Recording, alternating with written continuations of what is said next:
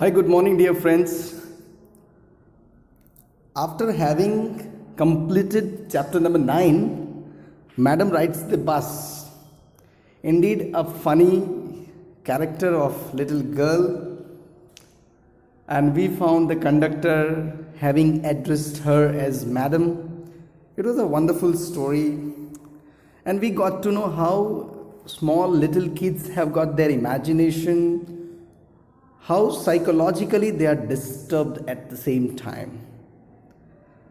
So it was a wonderful story for us all. And now what you can see, dear friends, is the tale of Custard Dragon. What is that? Let us read that particular preface which is given before we start the poem. This poem is written in the style of ballad. What is a ballad now? A song or poem that tells a story. Definitely, dear friends, you have heard what an epic is. Take for an example, we can say that Mahabharata, Ramayana, all these things can be summarized like ballads just because they have wonderful tales, wonderful stories, mythologies to be discussed.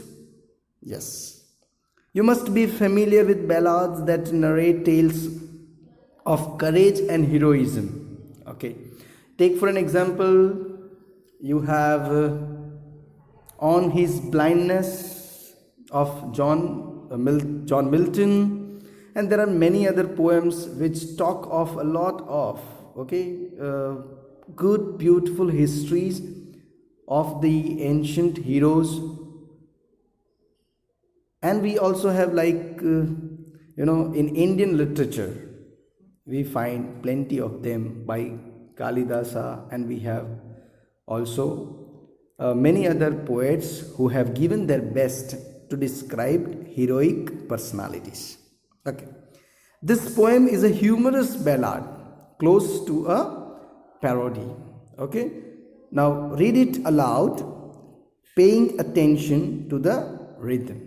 Here, when it is told about rhythm, we can have a particular rhyme scheme and rhythm, but at the same time, we need to find how different characters have been given in this particular poem, and at the same time, what are the characteristics of that character.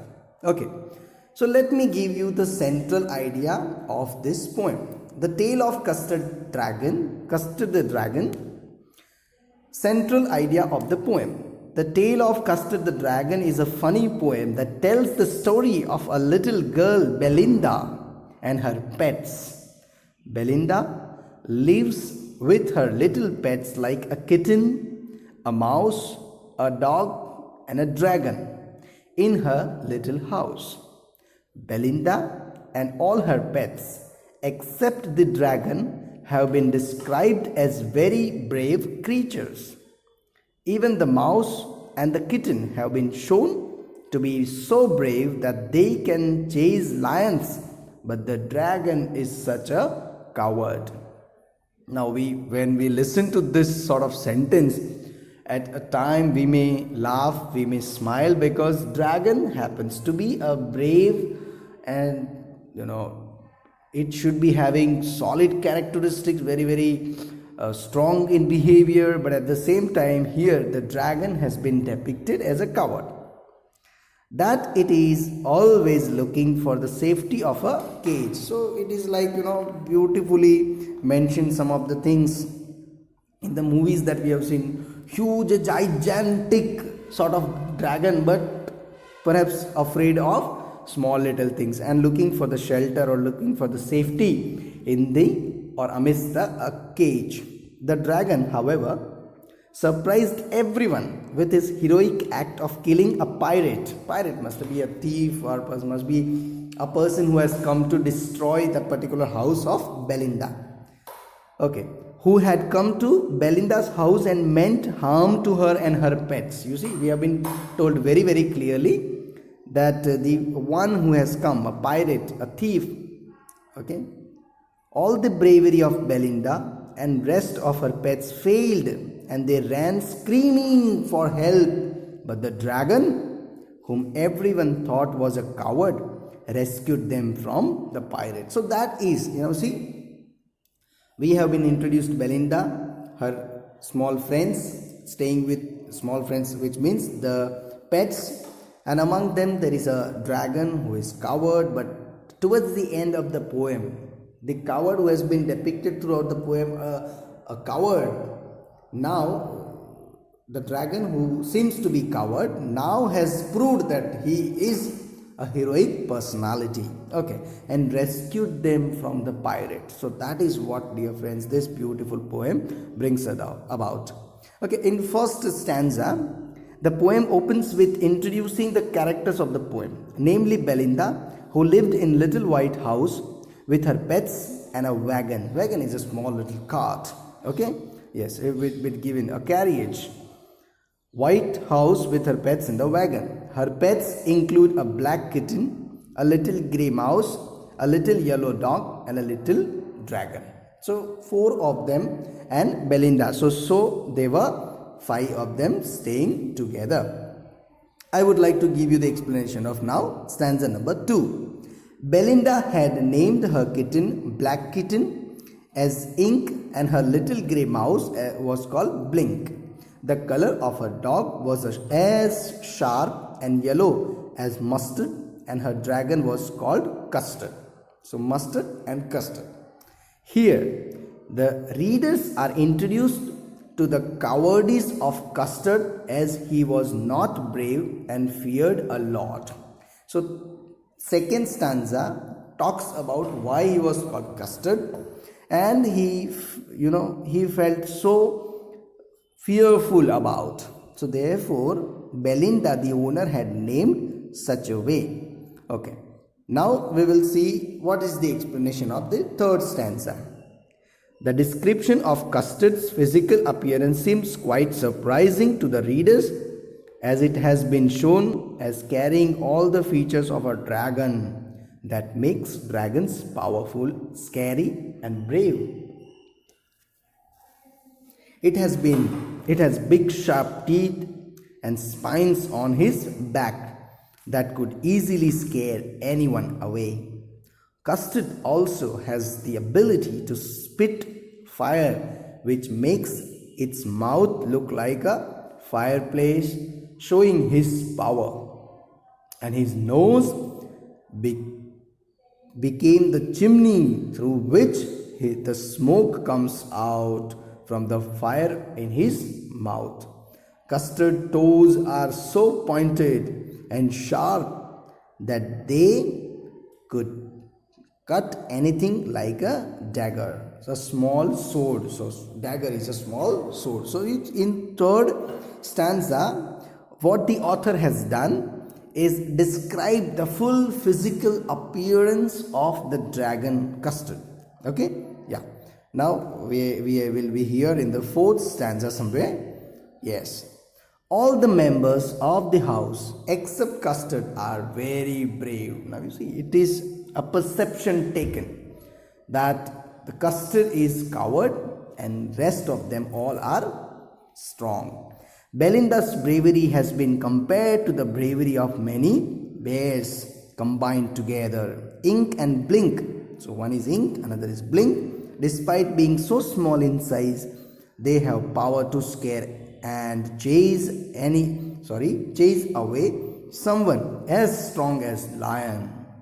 Her dog's bravery has been compared to that of tiger's anger. But Custard is completely opposite to his physical description, and instead of being brave, always looks for a nice, safe cage. Perhaps a sort of lazy or a sort of person or dragon has already thought that he is good for nothing, he doesn't want to do anything. Okay, in spite of having a lot of feature in the physics, okay, he has got very, very strong physical body, but at the same time he is not able to do anything. The description is such, but when it comes to the actualization, he fails. And now what we are going to see is the stanza number 5. Okay. So we will be looking up the stanza number 5. Yes, dear friends. So listen. I will be giving you the explanation stanza by stanza. Okay. Fifth stanza talks about Belinda used to tickle and dragon without stopping, and she did it quite cruelly to make it laugh. Okay, perhaps you are trying to tickle that up, trying to make fun of. It should be noted here that tickling is a very soft touch on body. It is related to softness. So you sometimes you want to make someone feel shy about, or like small baby you are tickling. Okay, yes. Since the dragon was such a coward, tickling worked on him.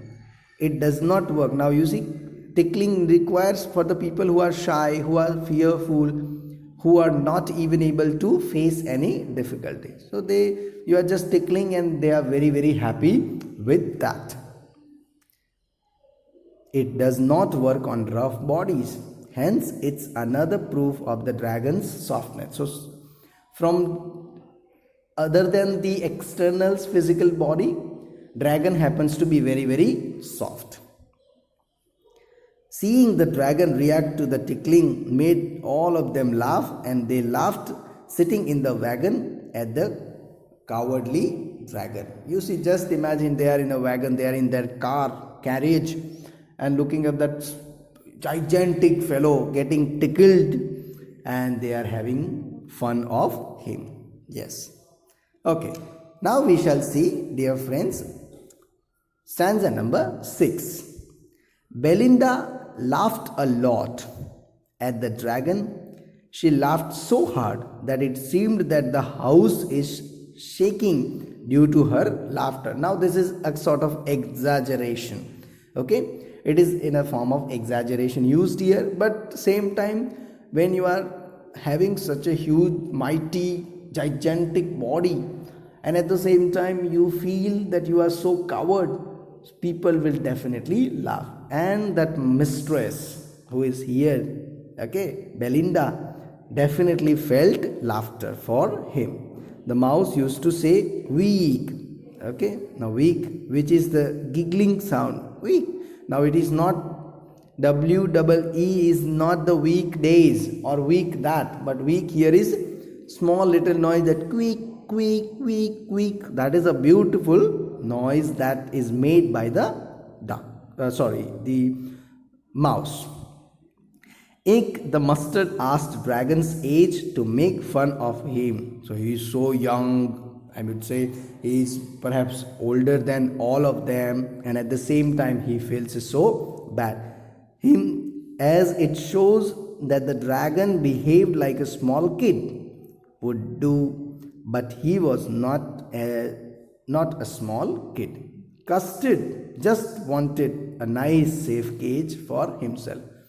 So each one, okay, the dog, the mouse, the kitten, okay, all of them made so much fun of this dragon, and yet he felt that there is a kind of understanding that he is okay, happy lucky go man. Even he does not feel bad on the teasing and giggling at him, because he has accepted from deep within that he is a coward. Okay. Now we shall see what stanza number 7 is talking about. While all of them were busy making fun of the dragon, there came a very unpleasant sound from the house. Mustard the dog looked around for the source that the sound. Ink cried meow, and Belinda cried oh, when they saw that there was a pirate climbing the window of the house to loot it, to steal something, to grab something. There was a pirate. So kitten came running, meow. The dog came smelling and barking. This fellow Ink, okay, and all of them ink and blink came together now. Okay, yes. So this in stanza number 7, there is an entry point where the thief, the pirate, tries to break through the house. Okay. Now we shall see stanza number 8. What has happened in that? The appearance of the pirate seemed very dangerous, as he was carrying many arms with him. Arms, which means not hands, but very many weapons. Okay, full of weapons. He had a pistol in both hands, as he was carrying a bright sharp blade between his teeth as well. He had black beard and wooden leg, indicating that he was a tough man. Now perhaps it's an armor sort of things, okay, who must have lost his leg in some fight or battle.